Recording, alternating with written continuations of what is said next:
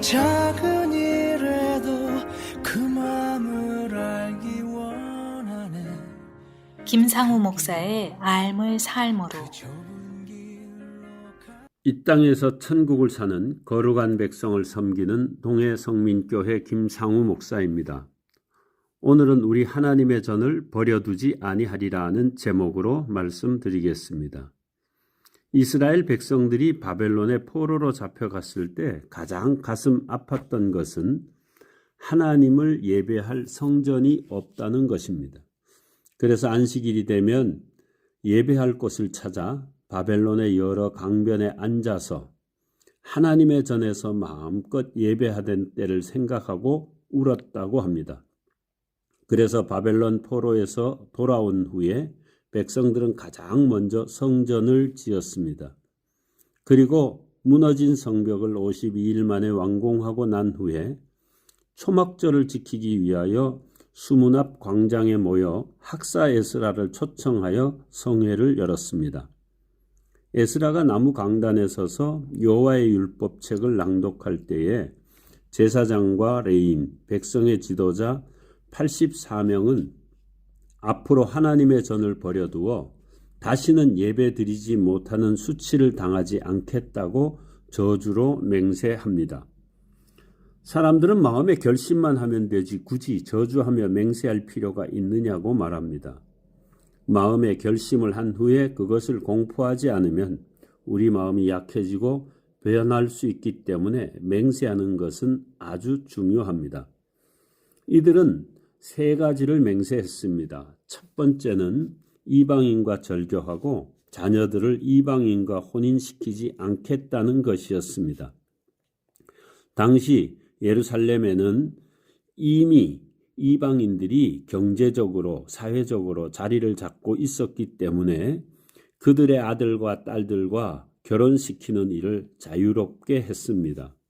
그런데 그들과 결혼시킨 자녀들이 하나님을 경외하지 않고 예배하지 않는 것을 보고는 다시는 자녀들을 이방인들과 혼인시키지 않겠다고 결단한 것입니다.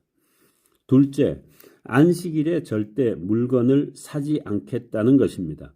당시 예루살렘에 살고 있던 이방인들은 안식일에 거리에서 물건을 팔았는데 바벨론에서 돌아온 사람들은 물건을 자연스럽게 사게 되었고 그렇게 되자 안식일을 거룩하게 지킬 수 없었습니다. 그러자 그들은 앞으로 안식일 전에 모든 것을 준비하고 안식일과 성일에는 물건을 사지 않겠다고 맹세한 것입니다. 세 번째는 하나님의 전을 버려두지 않겠다는 것입니다.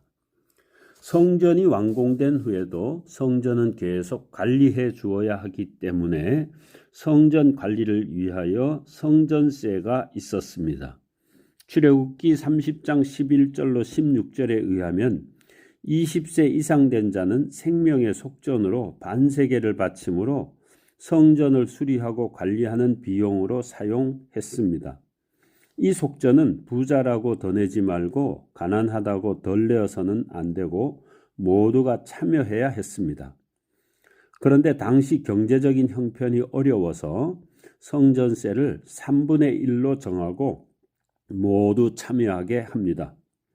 뿐만 아니라 희생제물을 사를 때 필요한 땔감용 나무도 제사장, 레위인, 백성들이 제비 뽑아 해마다 정한 시기에 바치게 하였고 또한 땅의 곡식과 과일의 첫 열매와 소와 양과 염소의 첫 새끼를 하나님의 전을 섬기는 제사장에게 바쳤고 땅의 소산의 11조를 레위인에게 바쳐 제사장들과 문지기, 노래하는 자들이 언제나 성전에 머무를 때에 사용할 수 있도록 준비하게 하였습니다.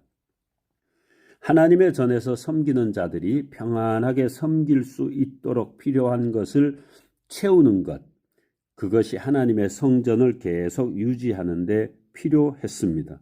그래서 그들은 하나님의 전을 버려두지 않겠다고 결단한 것입니다. 시편 122편 6절에 예루살렘을 위하여 평안을 구하라. 예루살렘을 사랑하는 자는 형통하리로다 했습니다. 지금까지 이 땅에서 천국을 사는 거룩한 백성 동해 성민교회 김상우 목사의 삶을 삶으로였습니다.